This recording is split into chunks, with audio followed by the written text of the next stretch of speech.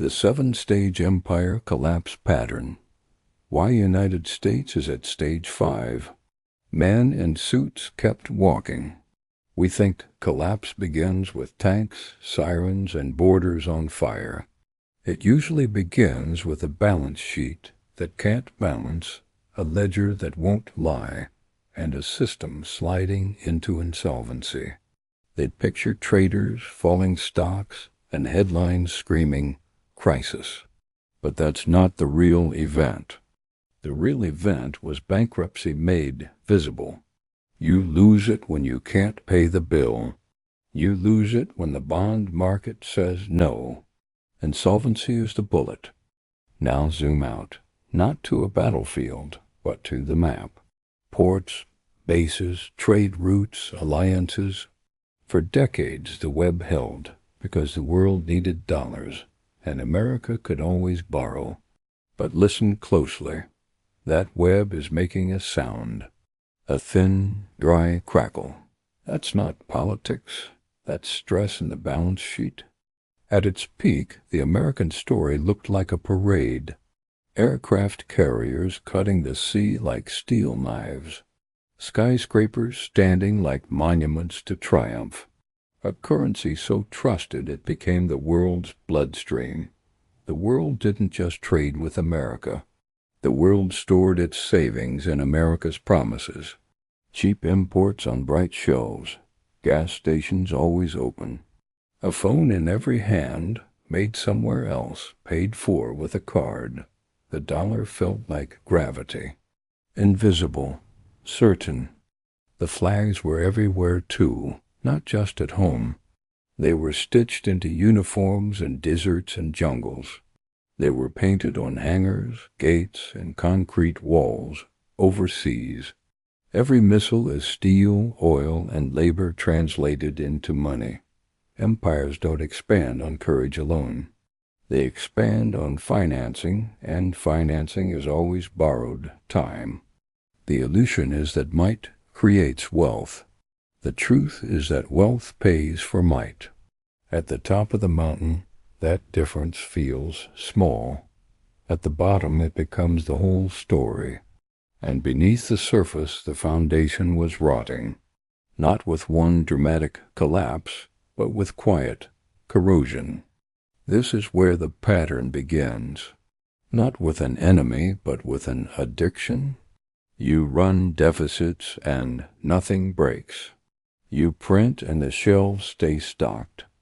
You borrow and interest stays low. You stop asking what things cost. You stop measuring trade-offs. You stop saying no because no is unpopular, and popularity is its own drug. Debt becomes a living thing in the basement. It grows while nobody watches. It eats quietly. It doesn't roar. It whispers. Just one more year. The antagonist is not a general with medals. It's the auction that goes cold. It's the yield that climbs like a fever. People love to talk about enemies abroad. The killer is arithmetic. To understand the seven-stage collapse pattern, you have to understand the engine that drives it. Empires expand, and expansion costs money. When costs rise faster than productive strength, the empire starts paying with tricks. The first trick is reach. You stretch across oceans. You sign security guarantees. You station troops in far places. You believe presence equals control. You also believe control will pay for itself. The second trick is currency. Not with a mint and copper, but with keystrokes and credits. You can buy time. You can hide pain. You can postpone the day of reckoning. The third trick is borrowing. You sell bonds and the world buys them because it assumes you will always be good for it. Each bond is a vote of confidence. You let finance replace manufacturing. You let paper wealth pretend it is real wealth. And then society begins to crack.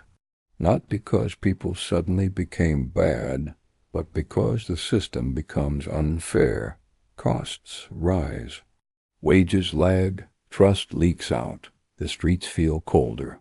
Stage by stage, the pattern repeats. Spain, Britain, the Soviet Union. Different flags, same ledger, different speeches. Spain looked invincible in the late 1500s. Silver from the Americas poured into its coffers like a river of light. The Spanish real traveled across oceans like a passport to every market. Their armies marched under banners that seemed blessed by fate. But silver is not productivity. Silver is a shortcut. Spain spent treasure like it was proof of immortality. It fought wars across Europe, across seas, across continents. That is the rule of three, and it always comes back. The pound sterling was more than money. It was authority stamped into paper. Then came the bill for dominance. Britain assumed the empire would pay the interest later.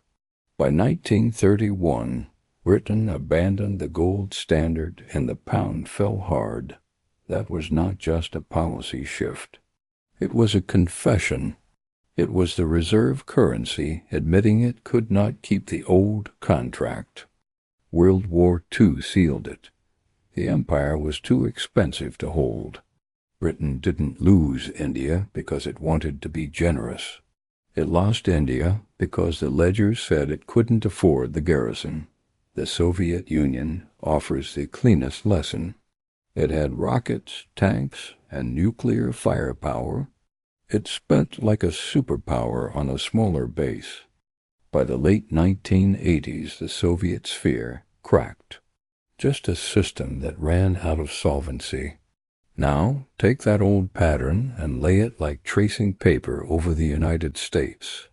It is the simple truth that global presence requires global funding, and global funding is not infinite. It patrols sea lanes, funds alliances, arms partners, and keeps the watch. This is where accountants become historians, because the real question is not, can America project force? The question is, can America keep paying for it without breaking its own base? That's the first crack in the marble. Stage 2 is currency debasement. The United States does not shave coins like old monarchs.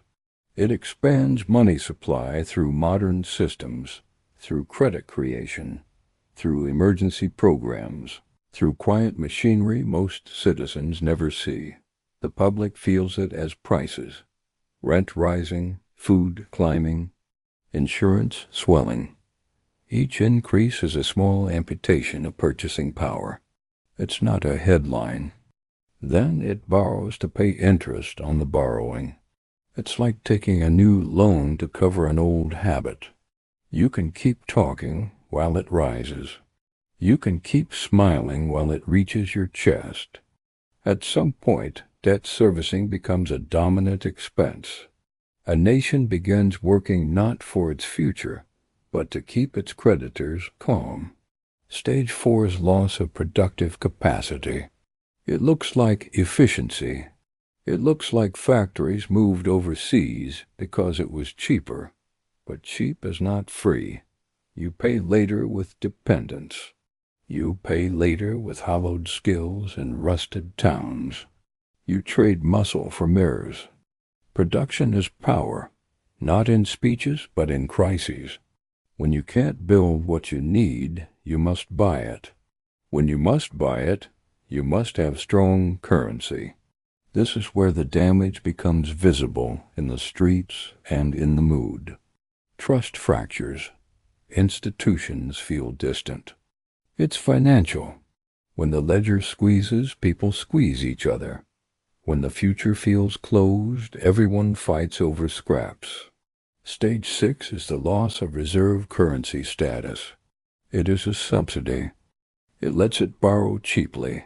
It lets it run deficits with fewer consequences. It is the invisible hand that keeps the empire's lifestyle affordable. Lose that and the math flips. Budget pain becomes immediate. This is where the phrase sovereignty is solvency becomes literal. Because if you cannot fund yourself, you must accept terms. You must bargain. You must sell assets, cut promises, or print into fire. Not always a dramatic overnight disappearance, but often a sharp break. A political fracture that becomes ungovernable. It is a country discovering it cannot command outcomes anymore. That's what every empire says. Spain said it with silver in its hands. Britain said it with ships in its harbors. The Soviet Union said it with missiles in its silos. The pattern doesn't care. The ledger doesn't care. Math is not impressed by flags. Numbers are where the story stops being opinion and starts being arithmetic. It means you can pay now and explain later. In 2001, a new era of war spending began that lasted far longer than the public expected. Costs stacked up, not just in weapons, but in care, logistics, contracts, and interest. In 2008, the financial system choked, and the response was more credit, more liquidity, more stabilization. The system survived, but it learned a lesson. The monster in the basement grew. Now imagine the ledger as a detective's notebook. Each year the productive base grows slower. The gap is the plot. This is the descent, and it is chronological. First, the empire borrows because it is confident. Then it borrows because it is accustomed. That's the spiral. The gold was gone. The credit was frozen. That is how it happens. And it is how it will happen again, because those are not political problems. Those are balance sheet problems. Now we reach the smoking gun moment, the paper that seals fate. Empires always have one. A decree, a treaty, a meeting where the truth is spoken in polite language. Sometimes it's a budget deal that cuts quietly while pretending to reform. Men and women speaking softly because shouting won't change the math. One side says we need time. The other says time costs interest. One side says we are exceptional. Liquidation of autonomy. Liquidation of choices.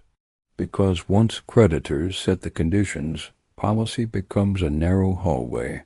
Default can be hidden. It can be inflation.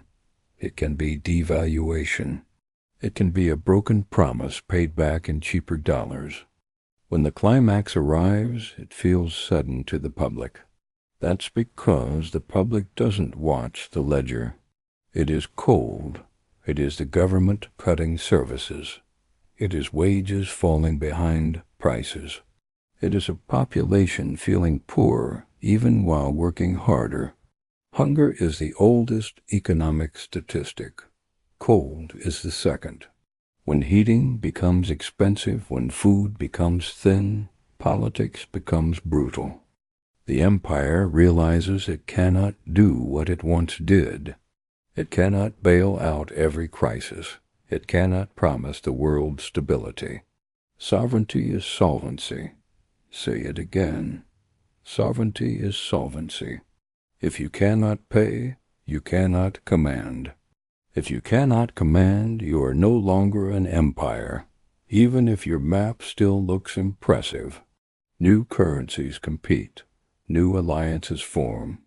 It's young people inheriting bills they never voted for.